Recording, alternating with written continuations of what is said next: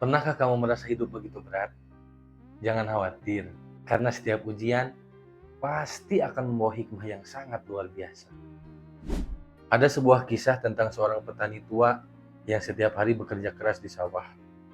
Suatu hari, kudanya hilang. Tetangganya datang dan berkata, "Betapa malang nasibmu." Tapi si petani hanya tersenyum dan berkata, "Siapa tahu ini berkah." Beberapa hari kemudian, kudanya kembali dengan membawa kuda liar lainnya. Tetangganya datang lagi dan berkata, "Betapa beruntungnya dirimu."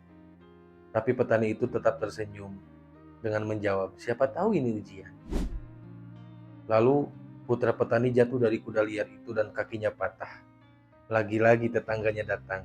Dia berkata, "Betapa malang nasibmu." Namun petani tetap berkata, "Siapa tahu ini berkah." Tak lama kemudian ada perang besar dan semua pemuda dipanggil untuk bertempur, kecuali putranya yang sedang cedera. Semuanya berkata, "Betapa beruntungnya kamu."